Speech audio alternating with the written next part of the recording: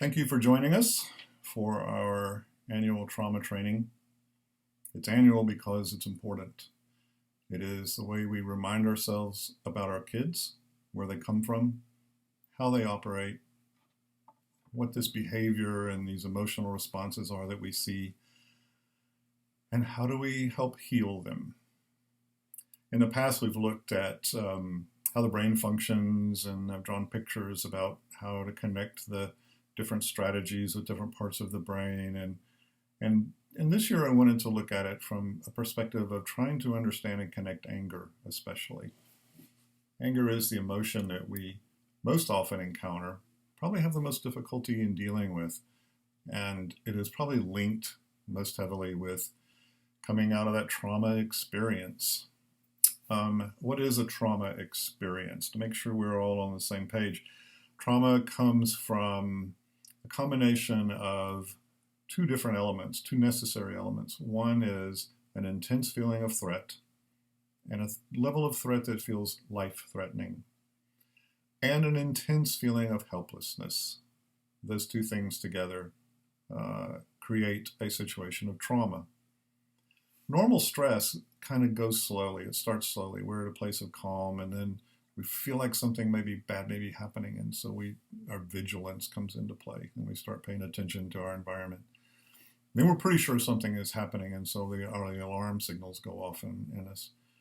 But during those stages, we're still thinking. We're still able to process what's happening. Now the alarm turns to fear. Our thinking is getting a little iffy at this point. And then if we reach that point of terror, we're really not thinking much at all. In a situation of trauma, especially, sometimes that progression happens like that, but a lot of times it goes from 0 to 100 in a very, very short period of time. The other thing that happens with trauma, especially with our kids, is sometimes it's happening at an age where their ability to think hasn't really developed yet. Our brains develop from the back to the front, and that frontal lobe, it really doesn't develop all the way by the time you're a young child. It's not there when you're an adolescent. Most studies say it really doesn't kick into gear all the way until your mid-20s. So our kids come in limited on their ability to think their way through problems like that. And even if they were able to, trauma happens so quickly and it's so intense it overwhelms our thinking. You ever been in a car accident? Happened just very, very quickly. There's a feeling of sometimes it feels like it's happening in slow motion. Your ability to think is there for a fraction of a second. Usually the thought is, oh dear, something bad is about to happen. But very quickly, even in those situations, even for an adult with a fully formed frontal lobe, thinking is really just overwhelmed. It's really doesn't help us a whole lot. And so trauma is experienced in that primal part of your brain, and it's stored back there. And those memories become hardwired. And our children stay on a constant state of alert. And they are waiting for the next bad thing to happen, because that's kind of always the way it works. Now remember that trauma for our kids, it obviously can come from things like physical abuse, sexual abuse, emotional abuse. It can come certainly from neglect. Neglect is life-threatening, and you certainly are helpless to do anything about it. It can also be experienced as secondary trauma if your sibling in the room next to you is the one who's being abused, and you lay there at night and listen to it. Or you hear parents fight to a place where you're hoping your mother isn't killed or your father isn't killed the next morning. So there's a lot of different situations that can affect our kids, and most of them come in having experienced something that is way beyond what most children experience or should be expected to experience. And most of it meets the condition for trauma. Speaking of coming into care, most of our kids come into care with that you've heard referred to as the invisible suitcase, and it's important to remember what's inside that invisible suitcase. Based on their experiences and based on the way their brain has adapted to the world, our kids a lot of times come in with beliefs, and their beliefs in that suitcase are, I am powerless, I am worthless, and I am in danger. And their beliefs about you, about the foster parent, is, You are unresponsible, you are unreliable, and you are the danger. One of my favorite phrases you've heard me say many times is to understand our children, know that they come from a world where when the grown-ups are in control, bad things happen. So that belief system marks how they begin to communicate with us, how they experience our world. We know that we're providing a world that's safe. We know that we care. We know that we're pretty much reliable, but they don't know that yet. And in all communication, what you say is really irrelevant. It's what they hear. So it's important for us to remember as we start dealing with trauma, what is the inside their suitcase? What's the headphones they have on? How's it going to interpret what we're doing? And that changing those beliefs that come in that suitcase takes time. Different time for different kids, some quicker than others. So if we were in our big room all together and I had my whiteboard behind me, I'd be drawing a triangle right now. And that triangle at the top would have the word behavior. Over here it would have the word feelings, and over here it would have thoughts. And it would remind us that we all know that all those things are connected. Behavior doesn't occur in isolation. Behavior, despite how we interpret it, really isn't about you. It's not that they're acting defiant necessarily, but they're acting in an angry way and you are the target. You might have been the one who punched the button. But what triggered the behavior is something they were thinking or something they were feeling. Most often the feeling that triggers anger is fear. You know, there can be others, but most often, especially for our kids, it comes out of a place of fear. And fear triggers that whole fight, flight, or freeze thing that we know so well. But the reason it's important to remember the triangle, that when we're intervening with children, if we intervene simply trying to change the behavior, and we don't address the thoughts, and we don't address the feelings, then we're only addressing part of the child. It's like sending a kid out the door with shirt and socks on. They're not dressed all the way. And so as we learn, as we polish our skills in working with an angry child with a background in trauma, you know, we hopefully reach a place where we start understanding with, okay, emotionally, yes, they look angry on the outside. What else is going on? And what are they thinking? What thoughts are going on? Where is this coming from? Emotions are, by and large, emotions come from several different places. They're reaction. Emotions are created by something, okay? They are oftentimes, the way they're supposed to work is emotions tell you what's going on around you. Something bad happens, you feel bad. Something good happens, you feel good. Something scary happens, you feel scared. And that's the way emotions are supposed to work. But emotions are also triggered by, not just by events. They can be triggered by events, but they're more often triggered by what we are thinking about events. The example I always like to use is two people on the Titan roller coaster out at Six Flags, and they're going over that first hill. And both people, their heart's racing, their muscles are tense, their pupils are dilated, they're breathing heavy, the adrenaline is going. One person is thinking, this is great. I'm going to ride this thing 23 times. This is so cool. The other person is thinking, oh my God, I'm going to die. So they're experiencing exactly the same thing. It's an event. They're in the same event. It's happening at the same time. They're sitting next to each other. But only one person is scared. Only one person is anxious. Only one person is afraid. And the difference is what they're thinking about what's happening. So we see a child experience an event. In our mind, we think, wow, that should not trigger a fear response. It wouldn't for me.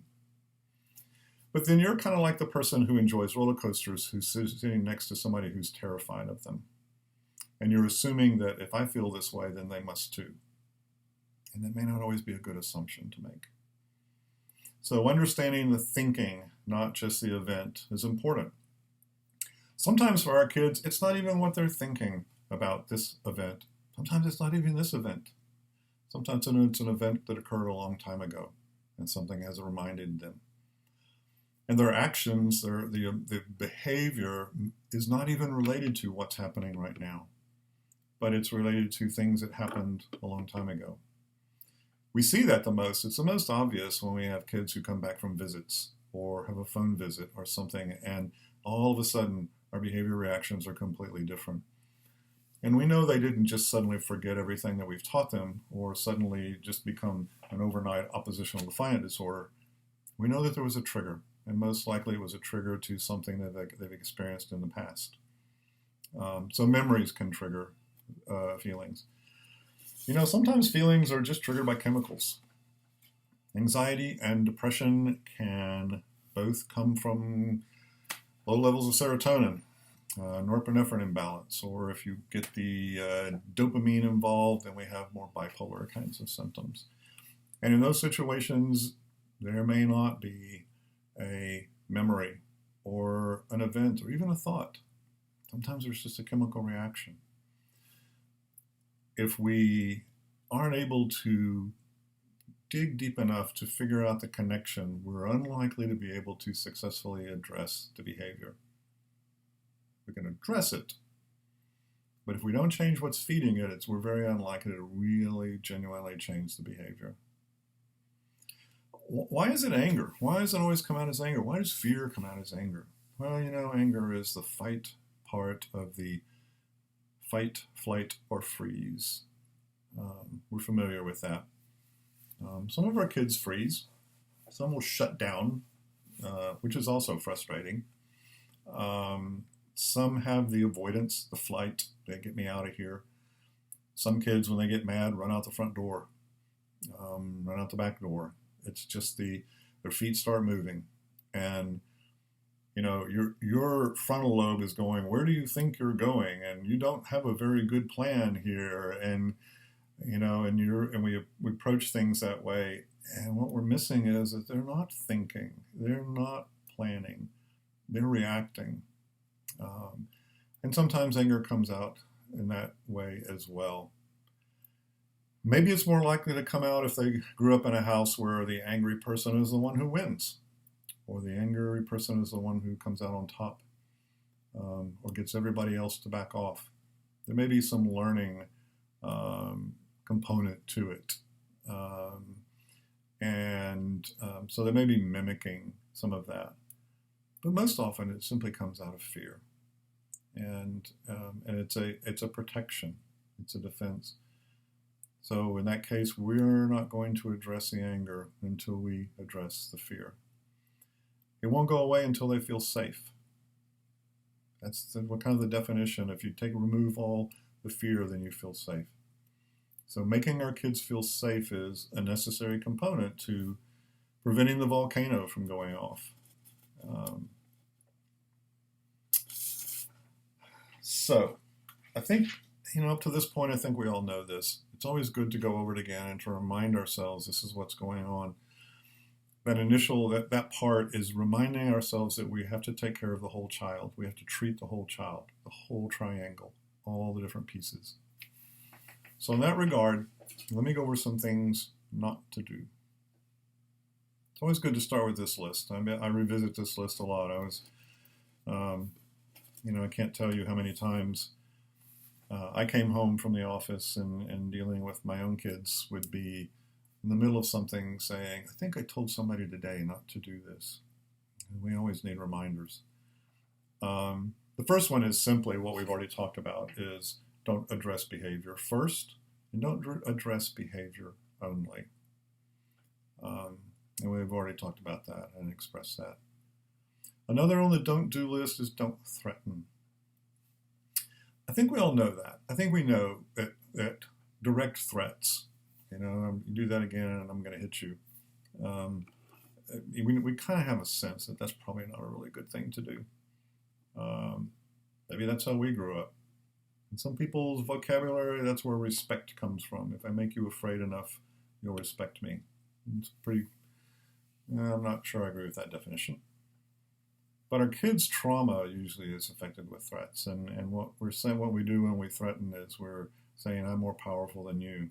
Actually, what we're doing is we're confirming everything that they brought in their individual suitcase, that I am the danger. And it's very unlikely to affect any kind of positive change on their behavior. Your own children, your own biological children, you have a connection with, they love you, you love them, things are safe. You know, the old, when I grew up, it was don't make me go get my belt. And it wasn't because I was out of dress code. Those kind of threats, I worked on straightening up my behavior, and probably did you too. And that's not the case here. You know, those kind of threats are most often the cause of the behavior. And so we don't need to be adding to it. So in that regard, don't rely on punishment as your primary response. And don't use punishment at all unless you attach to it some way to work your way off. Again, with your own kids, maybe that worked. You're grounded for a week and tough. So they waited the week out, then things went back to normal. The problem here is our kids come in, what's the other, besides the threat part of trauma, the other part was helplessness. So when you give a consequence, when you take something away, when you make them uncomfortable, punishment is based on the belief that if you make somebody feel really, really uncomfortable, they'll remember that feeling and they won't do the behavior again. Okay? So by definition, that doesn't really work well with the kids who are impulsive because they don't think and they don't remember what the consequences were. And if you make a child feel worse whose behavior is driven by feeling bad, it's more likely to backfire. You're more likely to get more of the bad behavior. And especially if the consequence occurs and there is nothing they can do about it. They've already screwed up. They just have to deal with the consequences. I know somewhere in our teaching responsibility brain, that all makes sense. Teaching responsibility is important. Hopefully it is something that we do. But we do that a little further down the line after we've done a little more healing with our kids. And healing comes from one main principle, and that is empowerment. Punishment takes power away from children. Okay, they were misusing it, so we take that power away. But it needs to have a new way of being in power. So it can be, yeah, you lose electronics for the week. However, if you will do this, or you do this, or you do that, here's a new behavior. Here's something we've been trying to get you to do and you haven't done yet. If you can do this, if you can change that, then that 7 days becomes 5. And you can even do this, and it might even knock down to 4. And what you're doing is something bad is happening in their life, but they have the ability to change that. And they have the ability to change it by exhibiting a new behavior, not an old behavior. They have to exhibit a new behavior. So you're teaching on 2 different levels. Rather than teaching what not to do, you're also teaching what to do. So giving a consequence and then giving a way to work off of it, how to work yourself out of this dilemma. That secondary part is probably way more powerful than the punishment itself. Again, because it is touching that magic word in healing a traumatized kid, which is empowerment. It's a problem with getting in control battles with your kids, with your foster kids. Because if you get in a control battle and you win, the kid loses. And if the kid loses, then we're not really doing what we need to do. We have to not get in control battles. We have to change the battle. And it isn't about you versus me. It's about you and me versus this problem or these feelings. And I'm going to teach you a new way to be in power. So if you use punishment, give a way out. I can't do any presentation without reminding you to not use the word why in a sentence with your kids, ever. Okay, mostly. You can ask why, but don't use the word. Why do we not use the word why? You all know there's no word in the English language that makes you defensive faster than the word why. Usually if you ask why, you get an excuse or you get I don't know. Both of those answers make you angry, and both of them are probably correct. So ask why without using the word.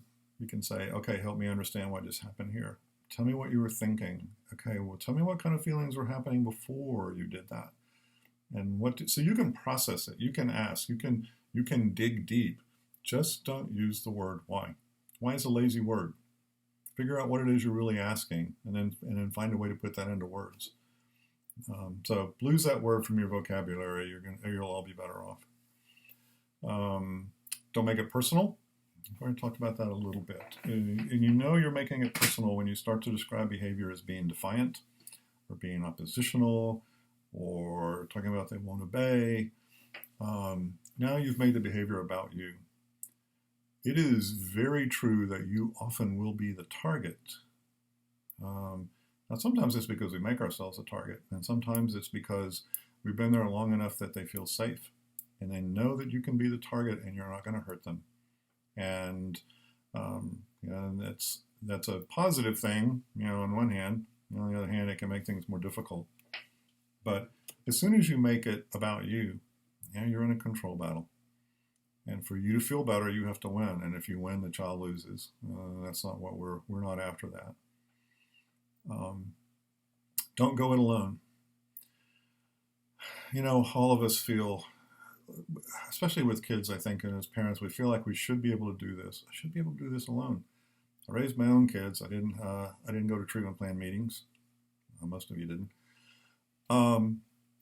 And so we feel like we can. So what happens is and we often talk to foster parents where we're 6 miles down the road and going, how come we didn't know this was happening? And the answer inevitably is, we thought we could do this ourselves. Don't think you can do it yourselves. We're a community. We're in this together. We're all a part of healing our kids. You're the main part. You're the part that's on the firing line. You're the part that's there all the time. But the rest of us are here to be a part of that process. So when things start to feel, as soon as the first question mark that pops in your head, you ought to be checking with somebody. Pull in some backup, pull in some help, bounce ideas off, and just never feel like you have to do this alone.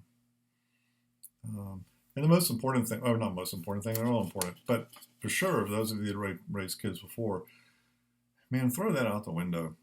Raising your kids and raising foster kids is not the same, unless your kids were as traumatized by their parents as these kids were. In which case, you probably shouldn't be a foster parent. And that really is true for our kids, but it's a different situation, and we've already given some examples of that.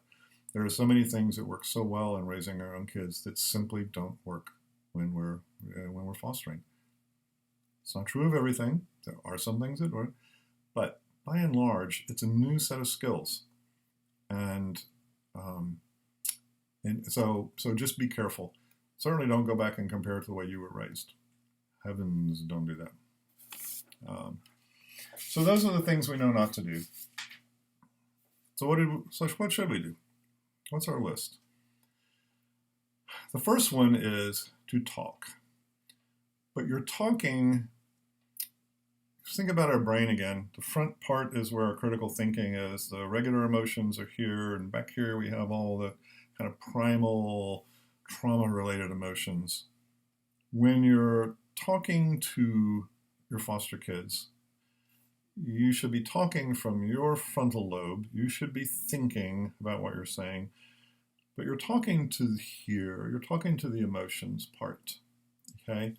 From an adult to adult conversation, it's frontal lobe to frontal lobe.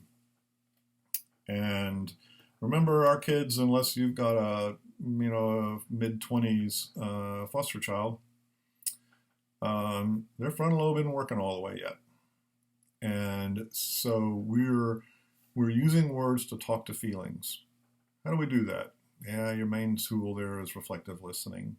And we've done, if you're not familiar with that, How to Talk So Kids Will Listen and Listen So Kids Will Talk is my go-to book. It is the primary skill that you use to connect with a child. When I have a kid come into my office, a total stranger, I've never seen them before, I'm some strange old white guy.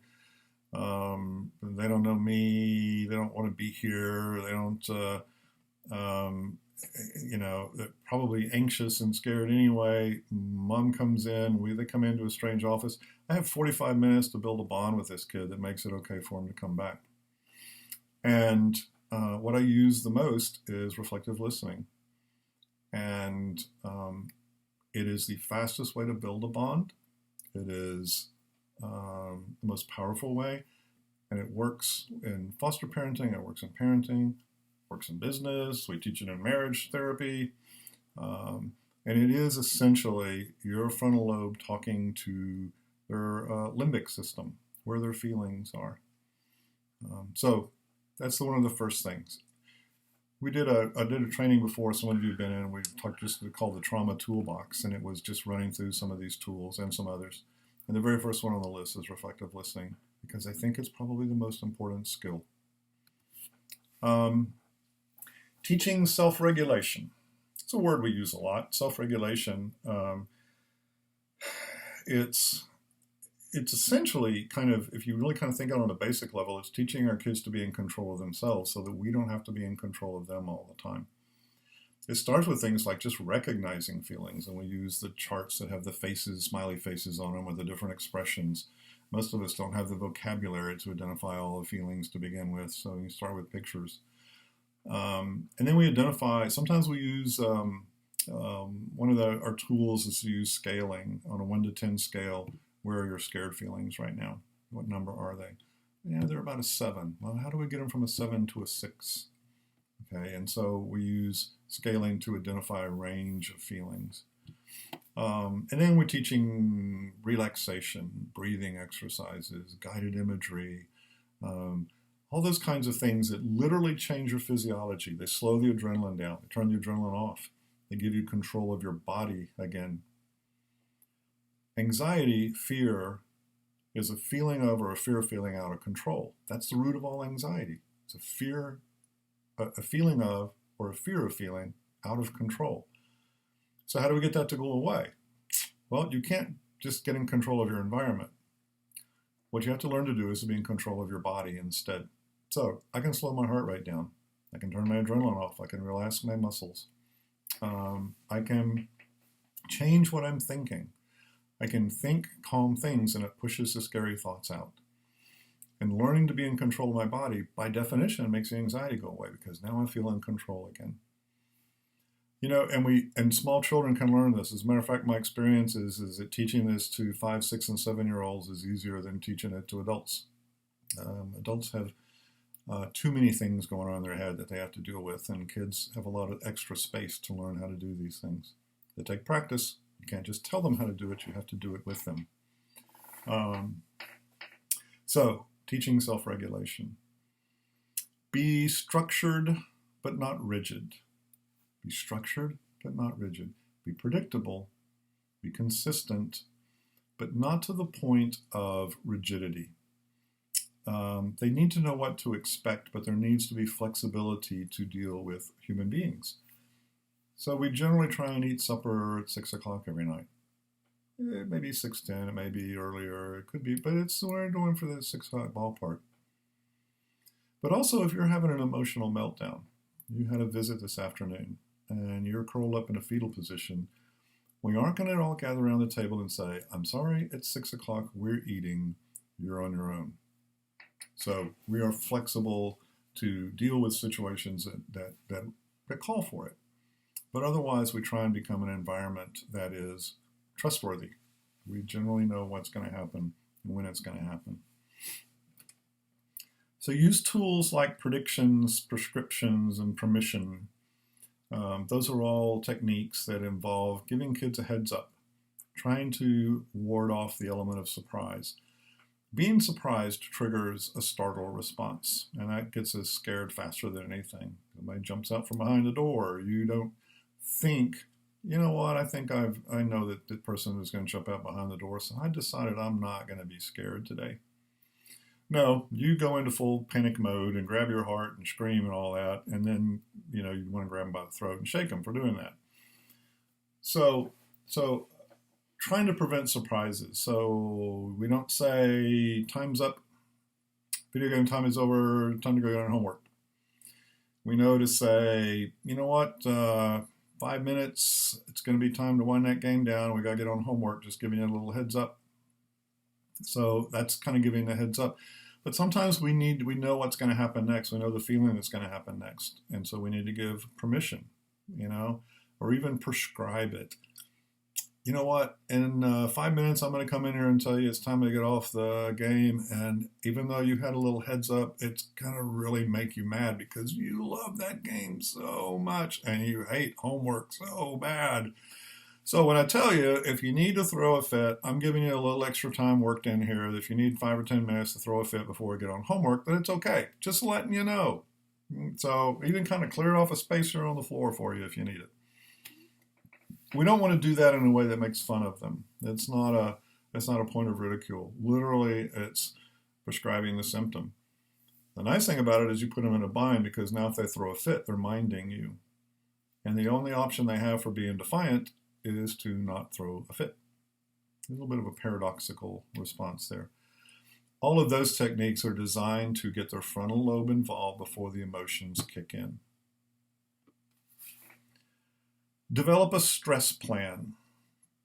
A stress plan kind of says that stressful things are going to happen. We can anticipate them. We can learn to recognize them. This is another place we use scaling a lot.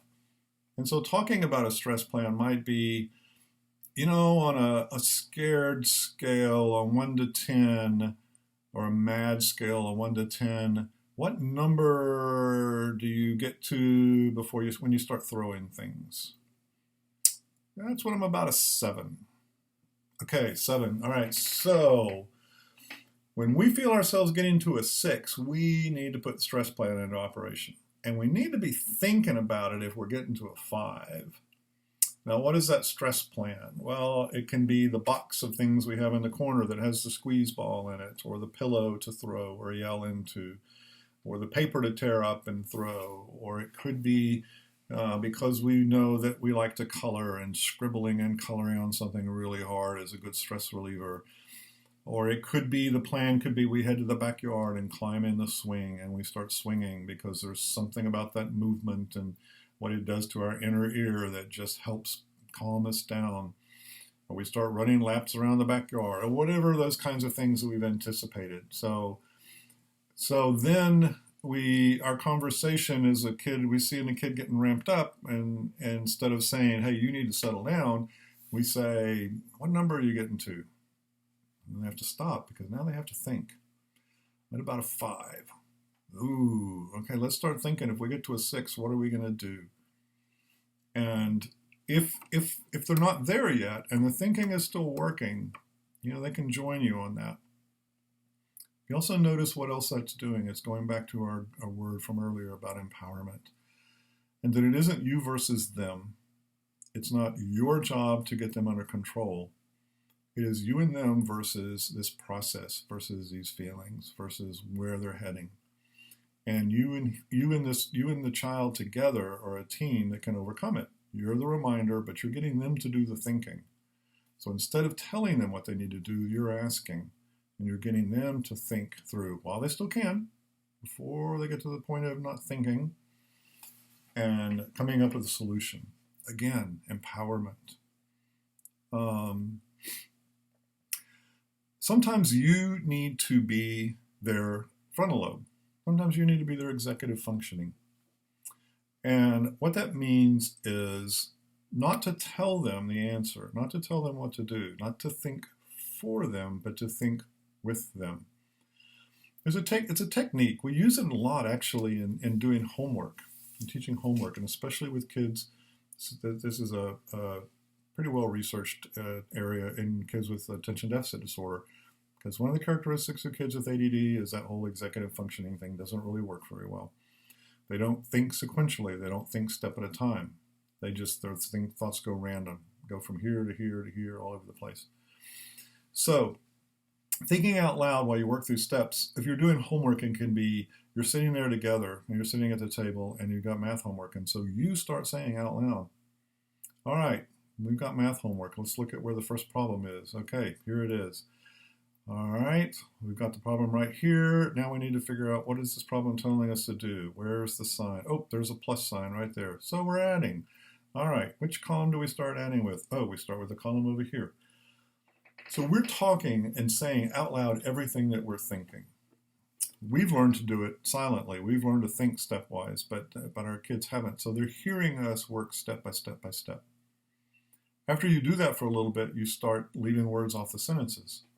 So you start saying, all right, math homework.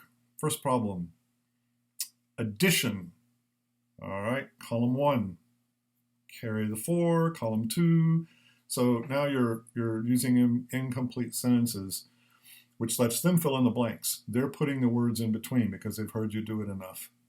And you get less and less and less.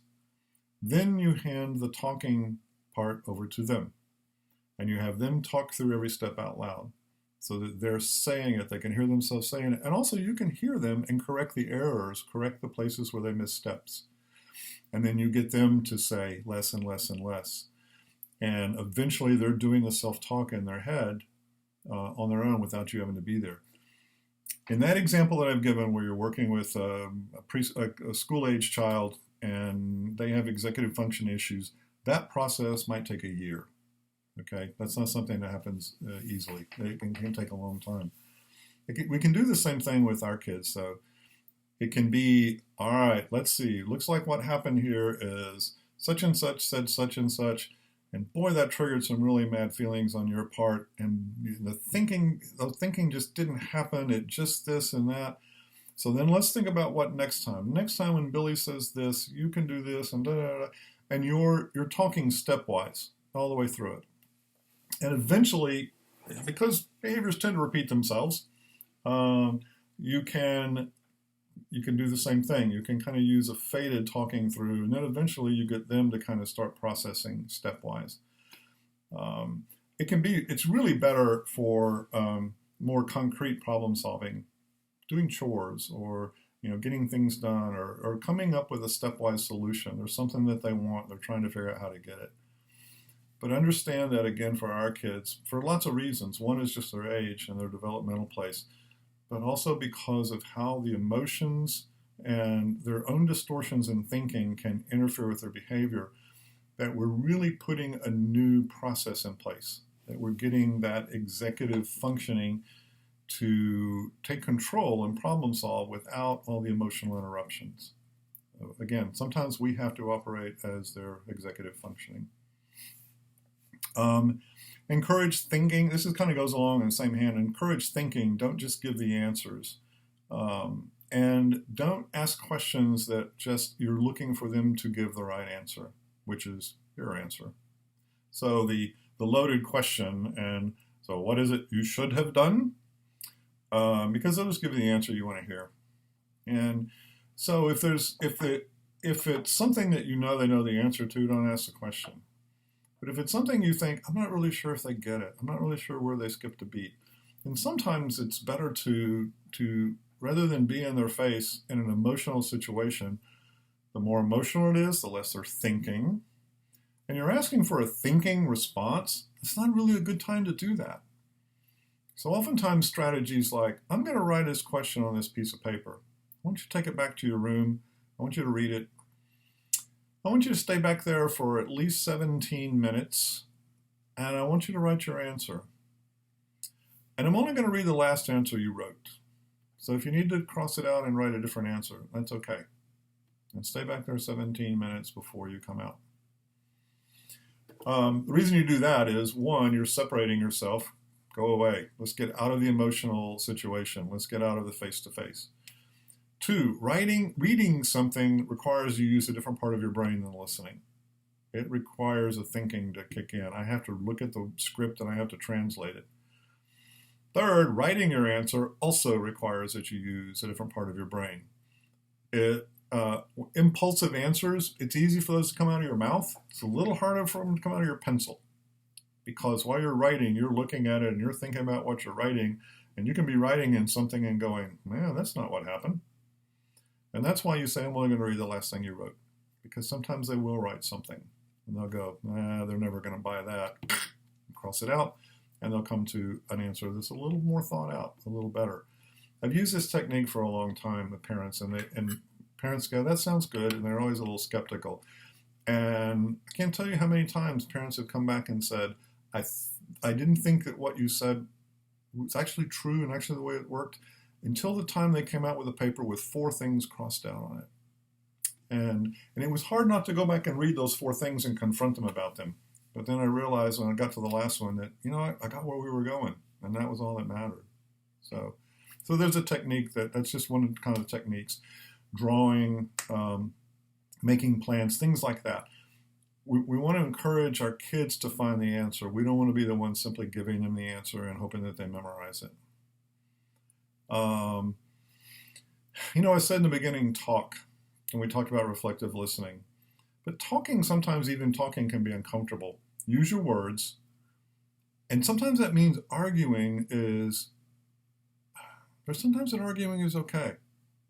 I don't know. You can't believe I just said that. Because now arguing is disrespectful, and we don't let kids argue in our house, and all that kind of stuff. But that's your old school parenting talking, and you need to let go of it. Because for our kids, arguing might be a transitional step from actually physical violence or something that's a lot more dangerous.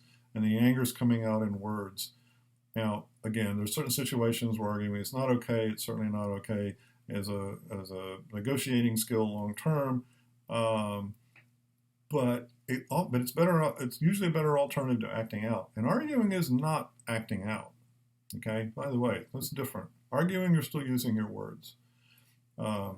In an argument, we should be working on things like de-escalation and self-control and rather than going back and forth and arguing about the content. But just be careful be careful about being too quick to outlaw all arguing in our household. Arguing can be a transitional phase from acting out to learning to use your words in a more constructive way. Another important technique is repetition. Don't expect something to happen the first time. You have to do it over and over and over and over and over and over and over and over and over again. We're trying to change behaviors that oftentimes were embedded in the brain because they happened over and over and over and over and over. And so just giving information, just putting something in the frontal lobe is not enough. This doesn't apply to any foster parents who might be listening to this today, but we have had foster parents who have come to treatment plan meetings and said, that suggestion that we came up with last time, it didn't work. I said, it didn't work, and tell us what happened. Yeah, well, we tried it once and it didn't work.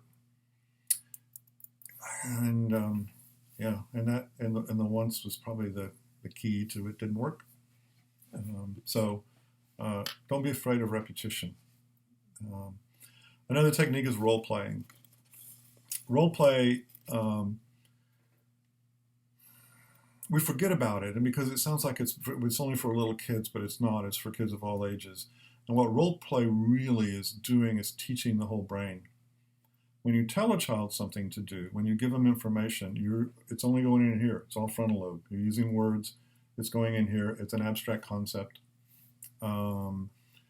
Next time you're getting in line and Billy hits you, tell the teacher. Okay. There you go. Well, we've solved that problem. No, you put a solution in this frontal lobe. But what happens when they're standing in line and Billy comes up and slugs him? Which part of his brain kicks into gear? It's not the frontal lobe. He does not go, wow, Billy just hit me. Let me think. What was it my foster parent told me to do? Was it to tell me to hit him back? No, I'm pretty sure that's not it. Oh, yeah, tell the teacher. Yeah, that's never happened. And it ain't going to happen this time. Because what's going to happen is he's going to turn around and the adrenaline is going to kick in and the fight or flight's kicked in and he's wham and he's slugged him again. And he comes home and he's got another report saying he slugged Billy again, and you are going, we talked about this last night. What's the deal? Well, the deal was he only taught the front part of his brain, and that's not the part he used when he was in school. So how do you teach the middle part of his brain? Well, when you're having a discussion, you say, next time Billy hits you, you need to tell the teacher. Let's play that out. I'll be Billy. You be you. And you get up off the couch and you walk over and you kind of, you kind of sneak up on him and you kind of give him a little maybe fake tap. And, and he's laughing and he's going, this is silly and this is stupid. And he goes, teacher, teacher, teacher. And Billy goes, ooh. And then you flip places and you're him and you let him be Billy. And you're actually invading his space. You're actually moving too close to him. You're actually, this physical thing is going on. You've created this little play dance. And so what happens tomorrow when all of a sudden Billy is getting into his space, there's a part of his brain, and it's not even this part, this part of his brain goes, oh, I know what this feels like. This feels like last night. This feels like when we were practicing that. It's playing like it. And you have a better chance of part of his brain going, I know what's happening, rather than the frontal lobe is sitting here with this information, but the emotional part is just blind as a bat, and Billy hits him again, and it just goes to fight or flight. Fight or flight. And so role-playing teaches the whole brain. Act it out. Play it out. Do it in a funny way that doesn't feel threatening, that they're more likely to stay in control. But it's a different way of teaching. It's a way of reinforcing. And you can use it with older kids. You can use it with teenagers. And yes, they're going to think you're crazy and all that, and it still works. Their frontal lobes don't work any better than the 5-year-old. Modeling is really good. Modeling means remember that they're going to be learning from you while they're watching you as well as while they're listening to you. It's one of the things that is interesting in talking with kids and doing therapy with kids is how perceptive they are and how often they will tell you exactly what it is their parent tells them that they never do themselves. And if you can't figure out what that does to the validity of what you're telling them, well, let me tell you, it pretty much makes your words invalid. So if you're holding them to a standard you don't hold yourself, you're not going to get very far. Run experiments. Don't be the expert. Don't. Probably one of the worst things you can say is, you know what? Here's what you ought to try. I bet this will work. First of all, most often if you say that to a child, actually if you even say that to another adult, most responses you get are challenge accepted. I'll show you that it won't work. So don't be the expert. Be the scientist with them. Be in the laboratory. So you say, you know what? I'm really not sure about this, but let's run an experiment this week. Let's try and do this and let's see what happened together. We'll just do it for a week. At the end of the week, we'll sit down and decide, did that work or did it not? I don't know if it's going to work or not. We're going to find out together. It's time limited. Most people can do something for a week rather than saying, let's change this behavior forever. And you're not staking a claim on the outcome. If you get to the end of the week, it didn't work, you get to go, wow, we learned something. We learned that doesn't work. So it means we need to try something different. My background is in biology. I have a major in biology and a minor in chemistry. The only thing that I got out of chemistry class that I remember is in lab one day, analytical chemistry, having one of my experiments go horribly wrong, having the TA say, no problem, you're in science. In science, we never learned anything new from an experiment that went right. Okay, and that's true. If it went right, then we knew it was going to happen. If it went wrong, so we have to figure out what to do next. And it's the same way here. So run experiments, because it doesn't matter what the outcome, you're still in the process of changing. Anytime you tell a child something they cannot do, anytime you're stopping a behavior, don't do that. You must give a version of what they can do instead. Look, I know you're mad. You can't hit your brother. I'm sorry, you cannot hit your brother. If I stop there, I'm acknowledging that they're mad. You can have all those mad feelings, but I'm telling him he can't act on them. Because that's the main way he knows how to act, is slug his brother. That's what they always did at home. So what I have to do is say, you know what? Oh man, I know you're mad. Cool. It's okay to be mad. We're giving permission for the feelings. We're not giving permission for the behavior. Ixnay on the hitnay. Here's what you can do instead. You can go over to the bed and you can hit on the pillow there. You can use your words. We can go to our MAD box. It's right next to the stress box. We have to have alternatives. Remember, what we're doing is teaching. We're healing. We're giving replacements. Simply telling a child what not to do is like being a math teacher who taught math by walking around the classroom going, nope, that's wrong. Nope, that's wrong. Nope, that's wrong. Nope, you didn't get it. Nope. If that's all the teacher ever did, yeah, maybe some kids learned something, but probably not very many learned much, and most of them gave up because what's the point? So it's the same way with behavior.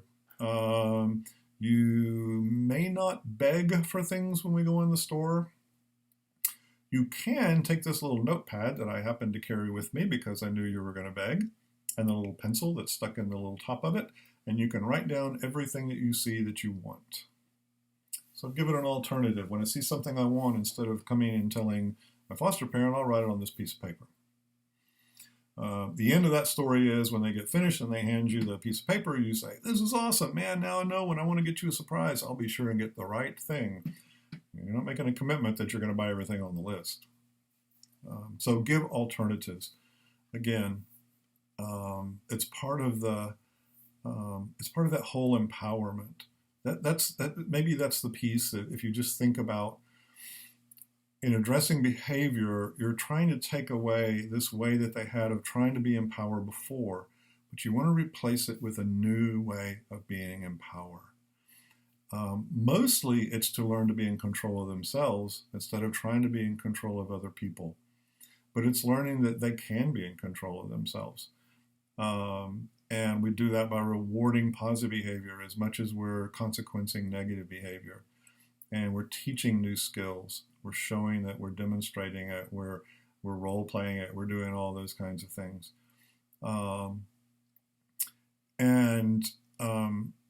If our battle is against the trauma and not against the child, then we're a partner in this healing. Then all of these things, the to-do things, what they all have in common is they have that connection to empowerment. And they have that connection to the whole child. That we're addressing the feelings and we're addressing the cognitive distortions and the problems in thinking that they have. And as those things heal, that anger changes. Not overnight. It can be a really, really difficult struggle. But it happens. And when it happens, you don't have a child who's behaving. You have a child who's healed. And that's so much more important. It is what we are here to do. The best illustration I can give you of that I have is in this next video that I want you to click on after you get finished with this.